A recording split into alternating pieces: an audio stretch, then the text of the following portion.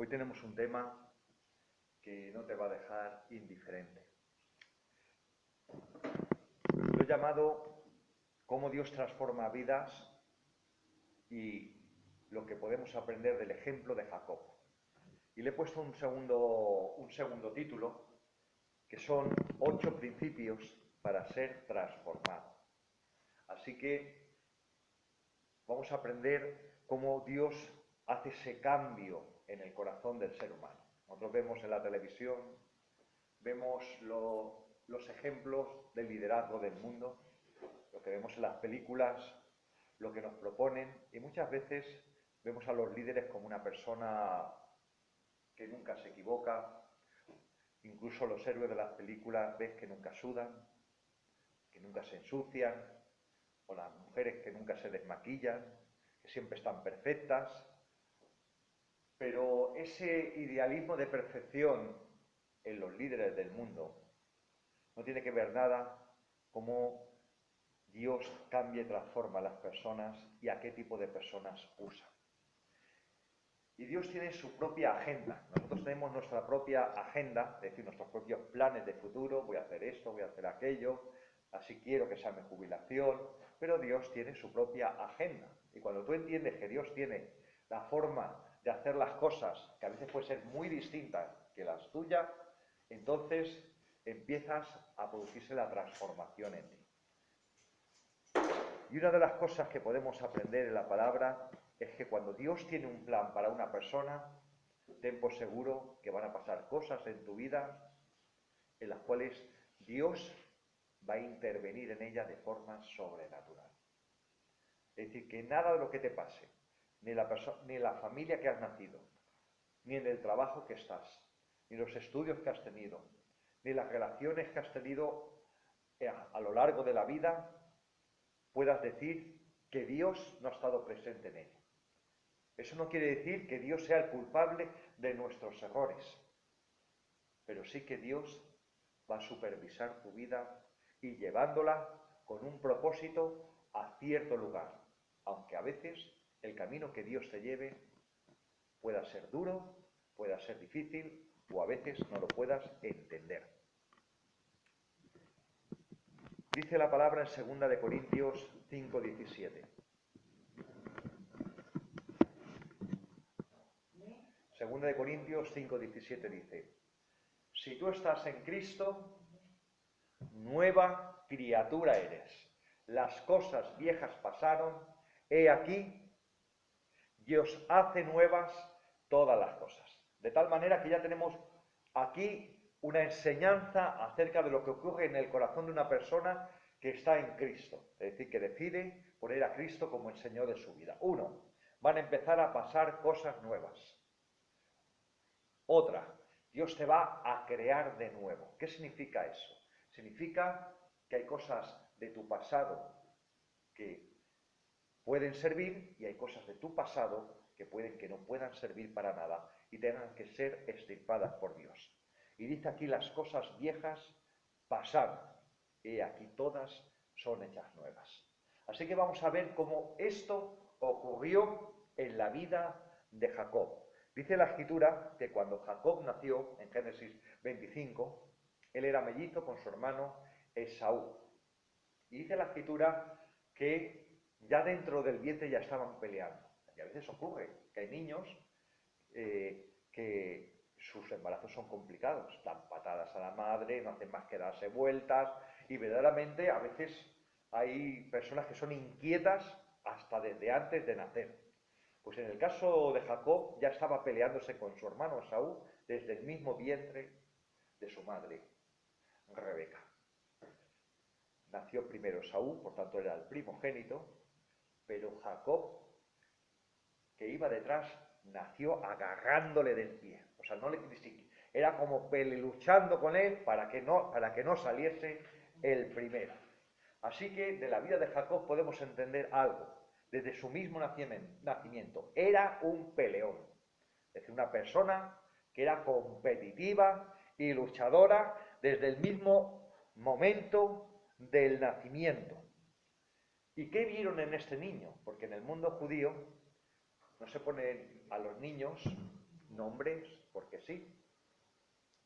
En los nombres hebreos siempre tienen un significado y hay una bendición detrás del nombre, es decir, un deseo de que algo de lo que hay en ese nombre pues sea algo que define el carácter de esa persona. ¿Y cómo fue la cosa para que le pusieran el nombre Jacob o Jacob en hebreo? Jacob en hebreo viene de una raíz que significa ser tramposo o intentar sacar ventaja de los demás. Así que él casi tenía una maldición de degradación. En vez de haberle puesto Baruch, que por ejemplo significa bendito de Jehová, le pusieron Jacob, que era tramposo o ventajista. Así que el pobre Jacob desde pequeño ya tenía un estigma. Y vemos que hay personas que desde pequeño ya le ponen un estigma. Ya le dicen, tú vas a fracasar en la vida. Tú no llegarás a nada. Nadie te va a querer. Vas a ser un inútil o una inútil toda tu vida. Y desde pequeño ya te están programando para el fracaso.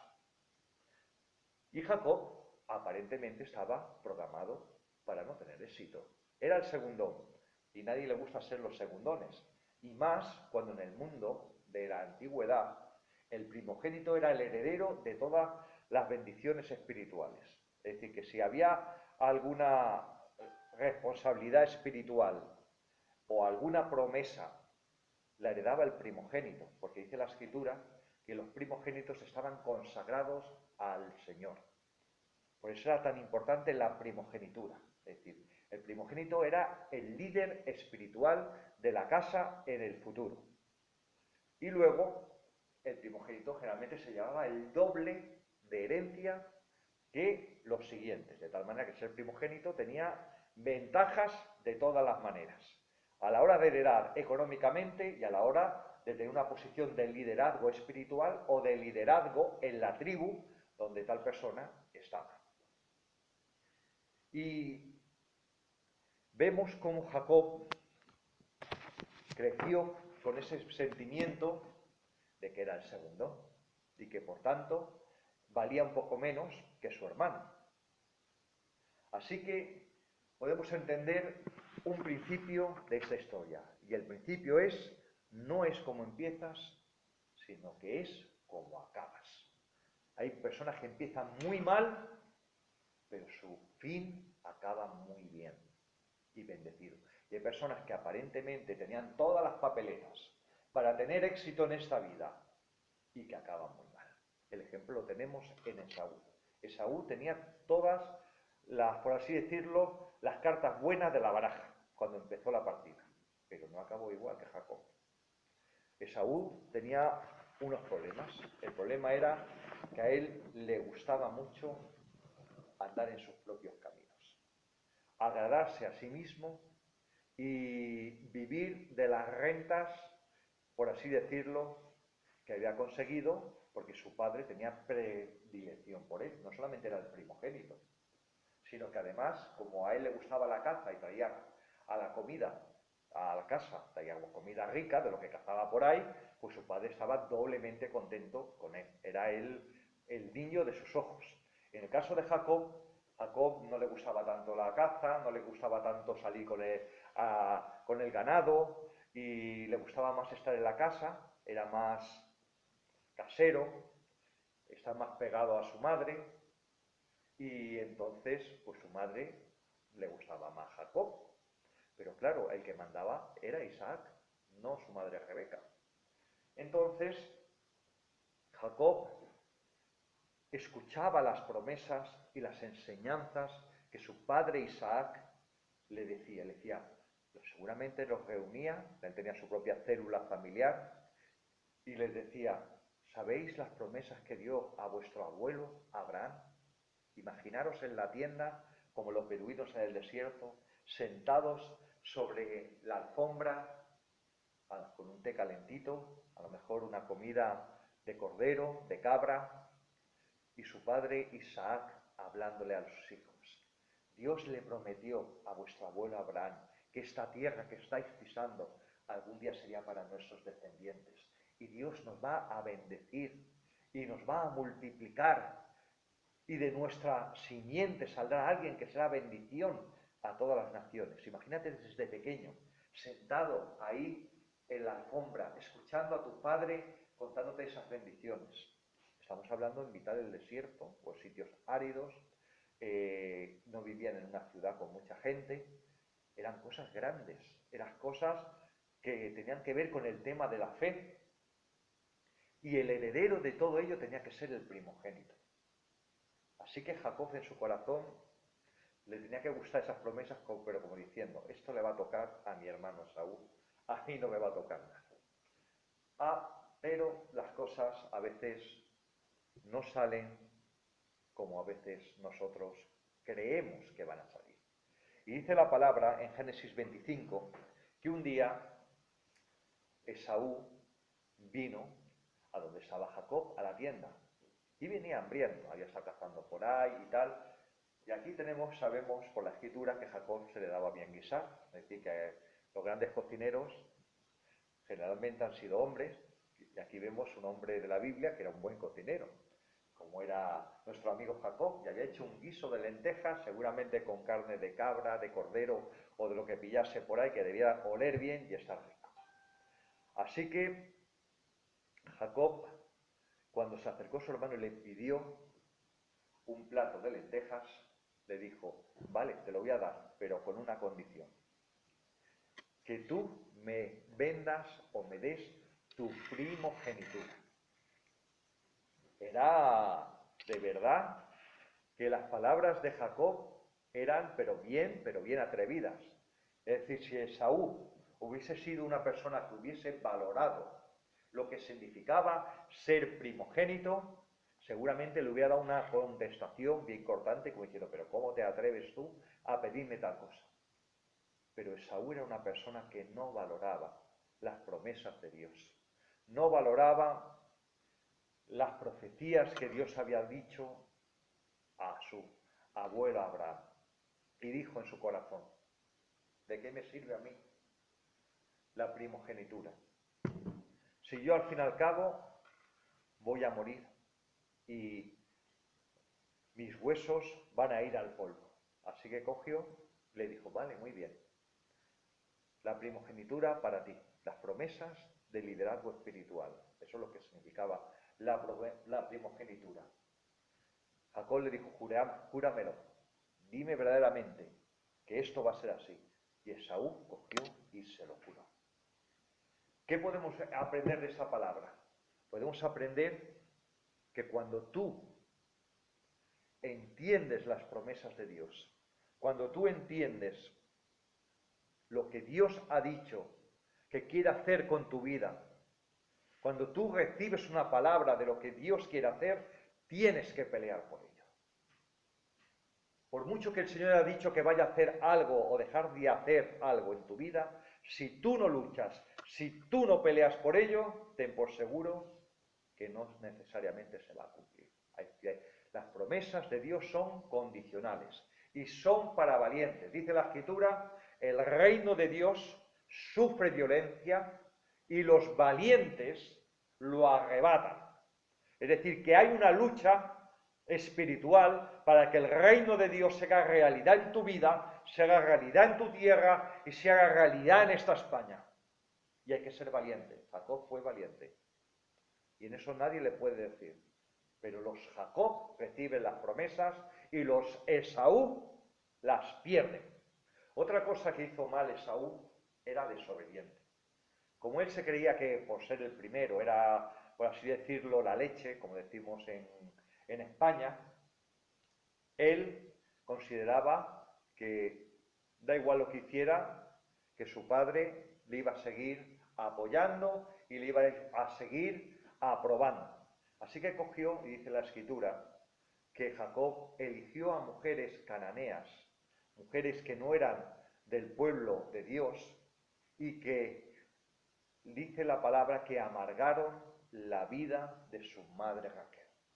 Así que vemos aquí un hombre que no solamente no tuvo temor de Dios, sino que además desagradó conscientemente a su madre y de y a su padre, eligiendo mujeres que no creían ni seguían los caminos de la fe que le habían enseñado.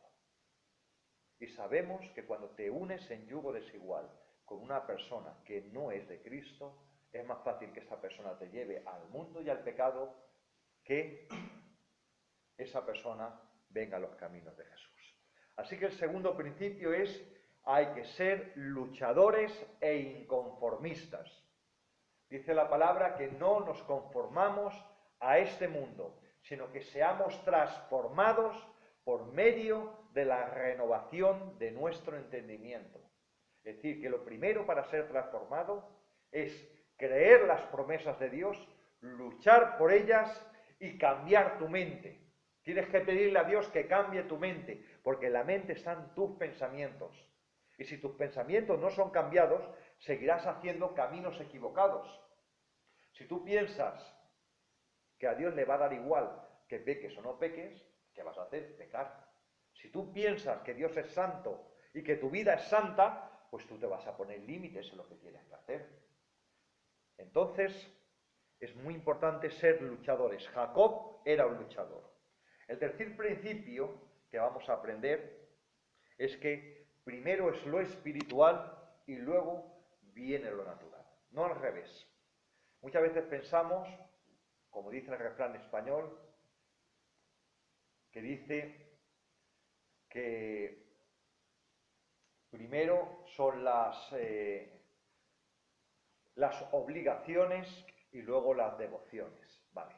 Eso lo hace en el contexto de que primero hay que trabajar y luego el ocio. Pero también a veces está queriendo decir que lo primero es que hagas hacer las cosas que para ellos son importantes y que luego las cosas de Dios las puedes dejar luego en segundo lugar. Pero en el mundo de la Biblia, en los principios de Dios, no es así. Es primero lo espiritual y luego lo natural. Primero es estar delante de Dios, primero es la oración y primero es la palabra y primero es buscar el reino de Dios, y cuando eso es lo primero en tu vida, todo lo demás va a salir bien. Pero cuando tu prioridad es primero tus estudios, primero tu trabajo, primero tu ocio, primero tus deseos y luego las cosas de Dios, todo sale mal. Y cuando Isaac se estaba muriendo, Dios tenía un plan para que Jacob fuese doblemente bendecido. El que, como primogénito a los ojos de Isaac, tenía, por así decirlo, la primacía para heredar el doble, era Esaú. Pero Dios movió el corazón de Raquel para que cuando se estaba muriendo Isaac, Jacob hiciera algo. Isaac dijo: ¿quién me diera una de estas comidas tan ricas que hace Saúl? Porque él veía que se iba a morir, así que llamó a Saúl y le dice: vete, cázame de la caza que tú haces, hazme un guiso rico para que yo te bendiga antes de morir. La bendición que estaba hablando no solamente era una bendición espiritual, sino que era también el repartir la herencia. Y como primogénito tenía derecho al doble de la herencia que había, y a lo mejor de la bendición que le pudiese decir su padre. Así que Saúl se fue a cazar, y cuando lo escuchó Raquel le dijo: Jacob, ven para acá, vas a hacer lo que yo te diga. Vas a hacer ahora rápidamente el guiso que le gusta a tu padre. Te vas a poner una especie de pelo de cabra en los brazos, porque Esaú era velludo y sin embargo Jacob era más lampiño, como se dice, sin pelo. Te vas a acercar a tu padre y le vas a dar el guiso y le vas a pedir que te bendiga. Y así lo hizo Jacob. Y aunque él engañó a su padre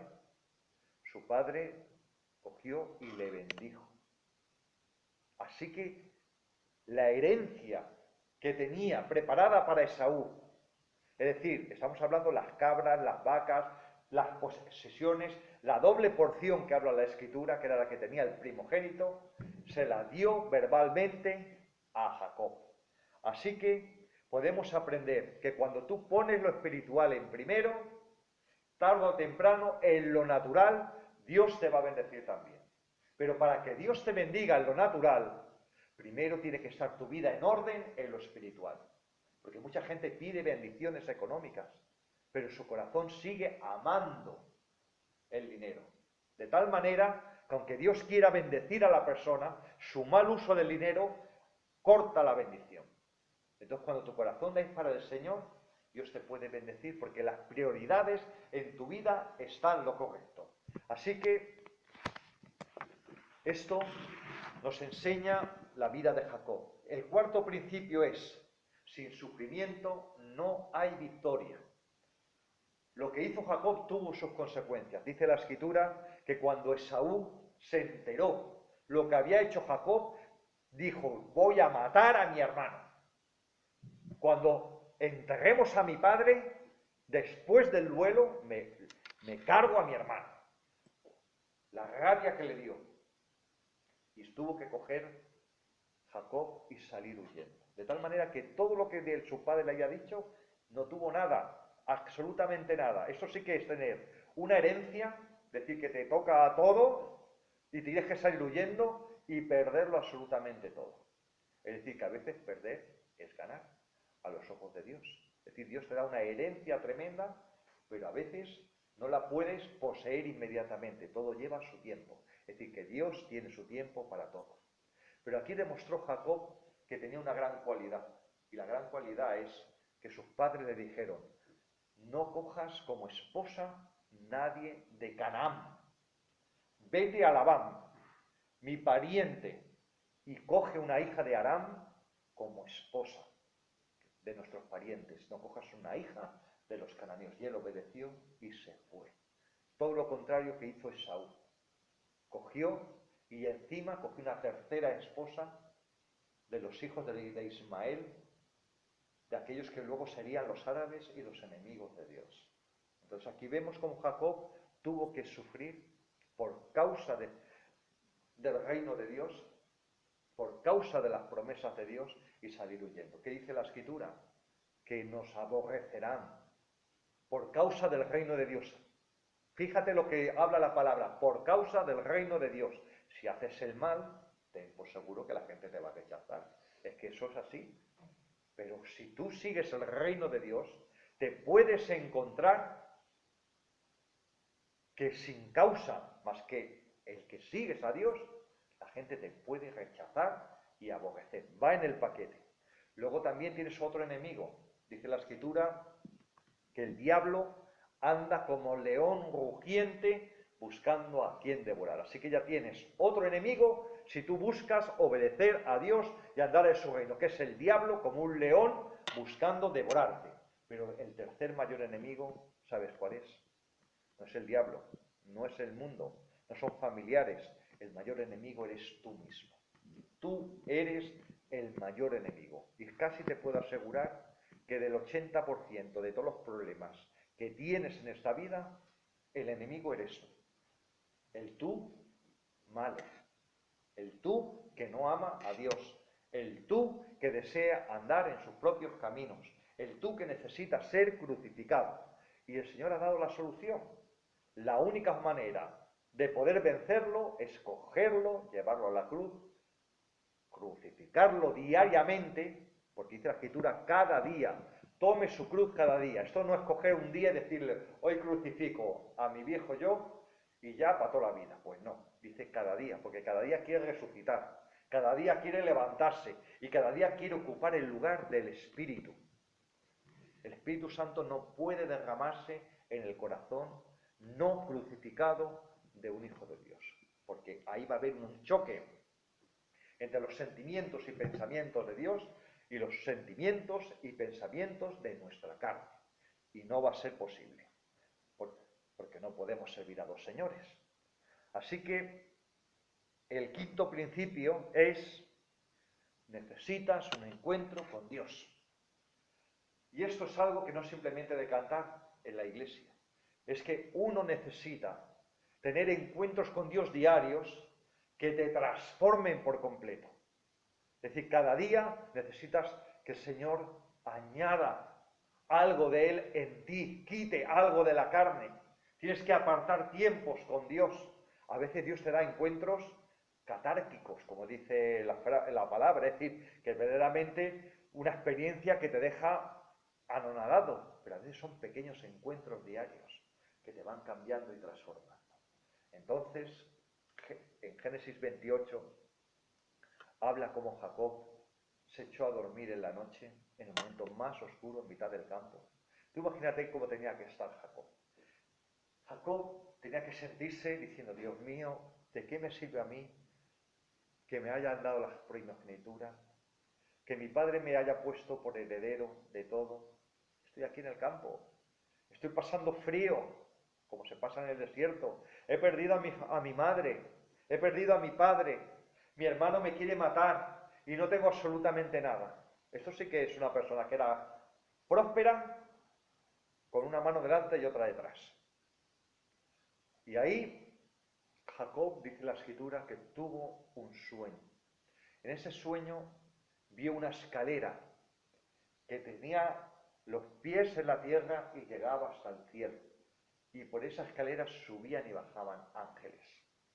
La famosa canción de Escalera al cielo, Stairway to Heaven, de los Deep Purple, de Zeppelin, perdón, precisamente está basada en este pasaje de la Biblia. La conocían. Y Dios le habló en ese pasaje. Le dijo, mira, tú estás aquí en la tierra. Tú estás aquí pasándolo mal ahora. Pero sabes una cosa, yo estoy cerca de ti. Él vio una visión profética, verdaderamente cuando Jesús murió en la cruz y abrió el camino al lugar santísimo, estaba viendo una escalera al cielo, donde íbamos a poder entrar en la presencia de Dios y Dios iba por él a derramarse en su vida. El Señor le habló a Jacob y le reafirmó promesas. Le dijo, yo te voy a cuidar, yo voy a supervisar tu vida, yo voy a estar contigo. Necesitas encuentros con Dios en el que el Señor te toque el corazón y te diga, yo estoy contigo. Esta palabra en la Biblia está 365 veces, o 66 veces, perdón, alguien las contó. La frase, yo estoy contigo, en distintas variaciones. ¿Y cuántos días tiene el año? 365, los bisiestos 366. Cada día el Señor quiere hablarte y decirte que Él está contigo y que Él está a tu lado. Y necesitas un encuentro con Dios diario que reafirme sus promesas. Por mucho que ayer el Señor te haya bendecido, te haya usado, haya sentido su presencia, hoy es otro día. Hoy tiene otros desafíos, hoy tiene otros problemas. El maná, que era dado en el desierto para alimentar de forma sobrenatural al pueblo de Israel en el Sinaí, no lo podías guardar de un día para otro. Lo tenías que consumir en el día. Al día siguiente ya se había llenado de gusanos, ya se había estropeado. Cada día tienes que llenarte de la presencia de Dios. Cada día necesitas un encuentro con Dios. Y Jacob hizo algo. Hizo un pacto con Dios. Así que el sexto principio es que tú vas a tener que hacer compromisos con Dios, pactos, contratos, como lo quieras llamar. Pero tú vas a tener que ponerte delante de Dios y decirle, Señor, esto es lo que yo tengo y esto es lo que yo te doy. Tómalo y toma control de mí. Tienes que hacerlo como lo hizo Jacob. Y Jacob le dijo al Señor esto. Si el Señor está conmigo, es decir, estaba diciendo la parte mía del contrato, tú me has dicho que vas a estar conmigo. Si tú estás conmigo y me das pan para comer y vestido para vestir y me llevas con bien a la casa de mi pariente Labán, el Señor será mi Dios. Y de todo lo que me des, el diezmo apartaré para ti. Eso es un compromiso que hizo en concreto Jacob. Yo no estoy hablando de la doctrina de los diezmos y de las ofrendas. Aquí en concreto Jacob dice que él hizo un pacto con Dios. Tú Dios el pacto que quieras, de lo que le vas a dar o dejar de dar. Pero luego lo que dijo es, de todo lo que tú me des, yo voy a apartar para ti. Es decir, estaba diciendo, mi vida, mis bienes y todo estarán a tu servicio. Y en este lugar que estoy ahora, ¿sabéis qué lugar era? Betel, el famoso lugar donde luego estuvo el tabernáculo. Ahí es donde se apareció a Jacob. Betel significa casa de Dios. Ese fue el lugar donde Dios le dio esa visión a Jacob. Y dice, yo en este sitio te adoraré. Es decir, estaba diciendo, algún día voy a volver a este lugar, que luego lo vemos más adelante, y yo te voy a dar gracias de que has cumplido tu palabra. Una cosa que tienes que ver es que Jacob tenía una mano delante y otra detrás cuando hizo esta promesa. Porque te digo una cosa, decirle a Dios que le vas a dar todo cuando no tienes nada, parece fácil, pero es que el Señor te va a llenar las manos algún día. Y entonces es cuando vas a tener que cumplir lo que le has prometido a Dios, porque Él va a cumplir su parte, eso por seguro. Así que el sexto principio es, si quieres una transformación en tu vida, vas a tener que hacer un compromiso con Dios. Ya solo nos quedan dos principios más. El séptimo principio es, Dios va a utilizar las circunstancias para cambiarte. Te va a poner personas en tu vida que te van a tocar las narices, te van a perseguir y te van a apretar las tuercas y va a venir de parte de Dios. De tal manera que no vas a poder decir, Señor, ¿por qué me has dado esta persona a mi lado que no hace más que tocarme las narices? Pues es parte de la escuela de Dios. Si Dios quiere enseñarte a tener paciencia, ten por seguro que te va a poner una persona que te va a levantar la impaciencia diariamente. Y vas a tener que prostrarte delante de Dios pidiéndole que te ayude a ser paciente y a ser amoroso y a aguantarla. O aguantarlo. Pero también te puede poner en una situación de necesidad económica para que aprendas a confiar y esperar en Dios. En el caso de Jacob, él que era un mentiroso, él que era un engañador, él que era un tramposo y él que era un ventajoso, le puso al lado una persona peor que él. Labán, su tío, era lo mismo y peor. Le engañó 80 veces. Le prometió que le iba a dar a su hija en matrimonio. Trabajó 7 años por la cara, por así decirlo, por su hija Raquel. Y cuando llegó la noche de bodas, como era entonces la costumbre, que la mujer iba con un velo y se acostaban a oscuras, cuando se despertó se encontró que no era Raquel, que le había engañado a su propio tío, que le había dado a su hermana Lea, que no estaba enamorado de ella.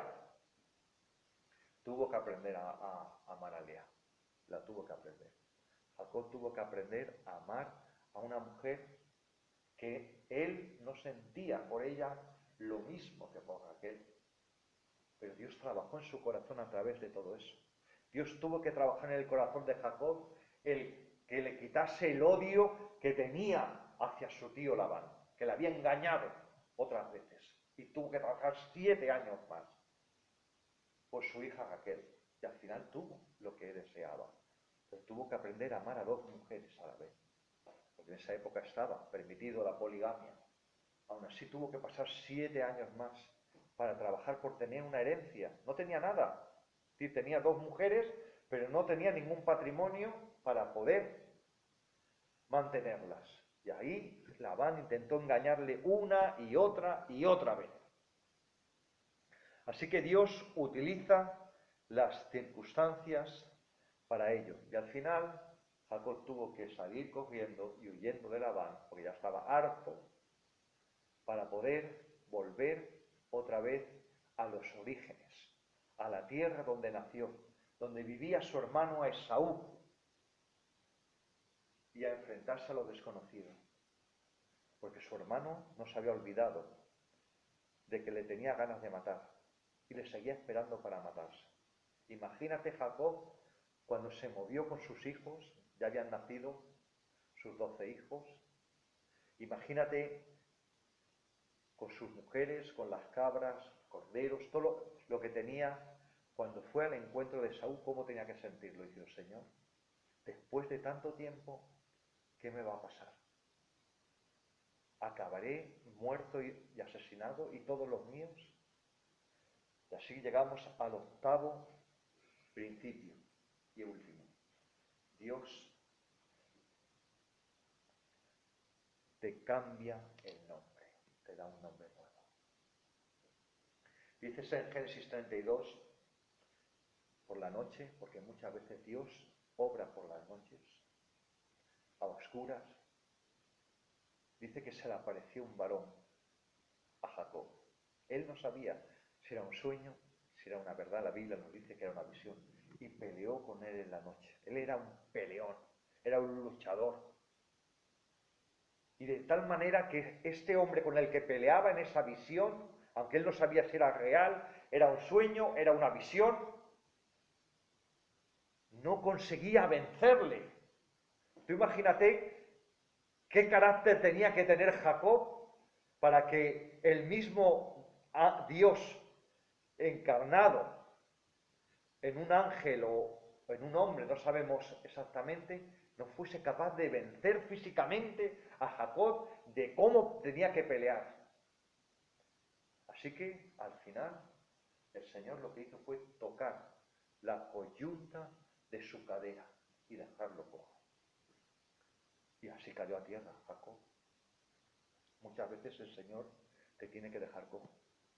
Muchas veces el Señor tiene que tocar en tu vida tus coyuntas, tus tuétanos o lo que más quieres para que tú te transformes en lo que Dios quiere. Porque si Dios no puede contigo, ten por seguro que va a hacer algo para que tú caigas a tierra y te postres. Jacob se tuvo que caer a tierra y postrar. En el mismo lugar donde tuvo el primer encuentro, tuvo este segundo encuentro con Dios. Y dice que el Señor, que Jacob le decía al ángel de Dios, dime tu nombre. Y le dice, ¿cómo me preguntas mi nombre si yo soy el Todopoderoso, el Altísimo? Y le dice, ahora tu nombre no va a ser más Jacob, te llamarás Israel. Israel en hebreo significa el que lucha al lado de Dios. Jacob se había pasado la vida luchando en sus propias fuerzas, luchando por sus propios objetivos. Pero ahora Dios le dice, tú vas a aprender ahora a luchar con mis fuerzas, porque estás cojo, y vas a aprender a luchar por mis cosas, porque yo te cambio la mente y el corazón. Cuando Dios cambia el nombre de una persona, es porque cambia su vida y su propósito. Y dice la Escritura, como leíamos al principio en 2 Corintios 5:17, todo aquel que es nacido en Cristo Jesús, nueva criatura es. Las cosas viejas pasaron, todas son hechas de nuevo. Dios va a hacer todo de nuevo en tu vida, te va a crear de nuevo, para que tú aprendas a vivir en Cristo. Y dice Apocalipsis 2:17, que a los vencedores Dios les dará un nuevo nombre que solamente Él conoce. Tú no dejes que nadie te ponga nombre. Idiota, inútil, lo que sea. Dios tiene un nuevo nombre para ti. Y ese nuevo nombre, entre otras cosas, significa vencedor. Y el que lucha al lado de Él. O la que lucha al lado de Él. Vamos a ponernos de pie.